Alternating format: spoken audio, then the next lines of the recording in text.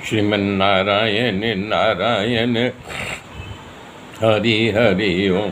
श्रीमन्नारायण नारायण हरि हरि ओम। श्रीमन्नारायण नारायण हरि हरि ओम। तब भगवान श्री कृष्ण कुछ लोगों को लेकर के इसका शोध करने के लिए निकले। क्यों कि प्रजाजनों भगवान श्री कृष्ण के खिलाफ बोलने लगे कि जब वहाँ यानी कि मिला नहीं तो शव मिला तो निश्चित है भगवान कृष्ण मार करके जो है स्यांतक मणि ले लिए। तो राम के साथ भी ऐसा हुआ था। सीता माता को अयोध्या छोड़ करके वन में बसना पड़ा था।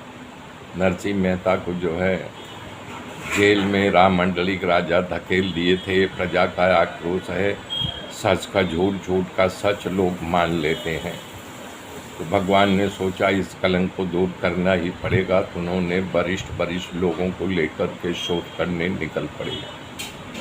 घोड़े के टापों को देखते देखते जब जंगल में पहुँचे, देखे वहाँ एक शेर के पैरों का पंजा दिखाई दिया। बोला निश्चित यहीं जो है जब लाश मिली थी तो यहीं शेर से झपाझपी हुई है। तो शेर का पंजा देखते हुए आगे बढ़े तो देखे एक रीछ भालू के पंजे का वहाँ निशान मिला।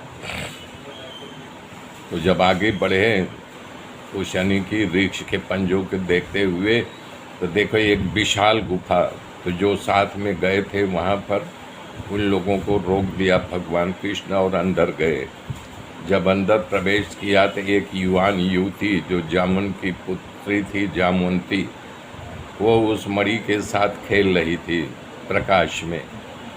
तब भगवान समझ गए कि इस मणि को कौन लाया होगा यहाँ। जब अंदर प्रवेश किए देखे वहाँ जामुंत रीछ राक्ष जामुंत बैठा हुआ था। सोचा हमको कोई मारने आया हुआ है। पत्थर का सिला लेकर के भगवान के ऊपर प्रहार किया। भगवान में और रीछ राज जामुंत में 28 दिन तक युद्ध चलता रहा, घमासान युद्ध। तो भगवान एक घूंसा उसके मस्तक पर मारे तो उनको चक्कर आ गया और सारी बात याद आ गई कि राम के रूप में उनको दर्शन हो गया। तब हाथ जोड़ करके जामवंत उनके कदमों पर गिर पड़े। बोले प्रभु अब मैं समझ गया पूर्व में आप ही राम थे और आपके प्रताप से हमने लंका का विध्वंस किया था।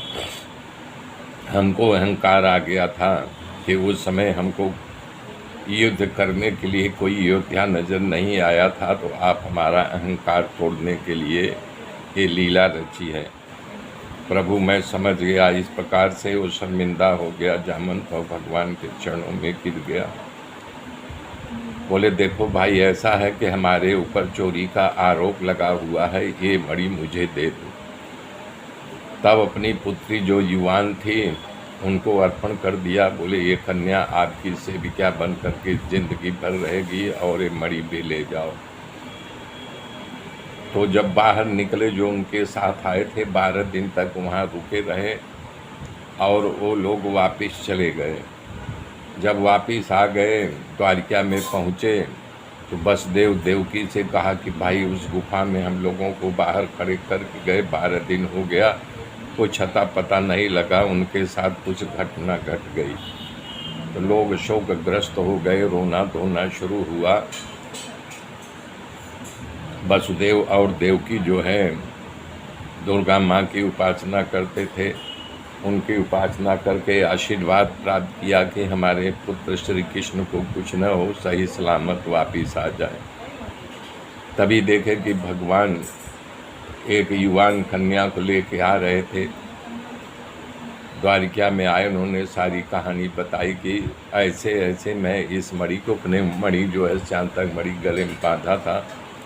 सत्राजित बुलाया गया उग्रसेन के दरबार में। सारी कहानी बताई कि मैं कोई मणि ने चोरी किया था और न ही मैंने सत्राजित वो प्रसेन को मारा था। सत्राजित तुम अपनी मणि लो। तो बड़ा शर्मिंदा हो गया। बोले हमें इसकी कोई आवश्यकता नहीं है, इसको हम लेके करेंगे ही क्या। तो बहुत शर्मिंदा हो गया। तो अपनी पुत्री सत्यभामा को भगवान को अर्पण कर दिया। इस तरह से जो है सत्यभामा और जामवंती दोनों से भगवान ने विवाह किया। मेरे मित्रों, मेरे साथ बने रहिए, आगे की गाथा फिर कल जोड़ूंगा। तब तक के लिए जय श्री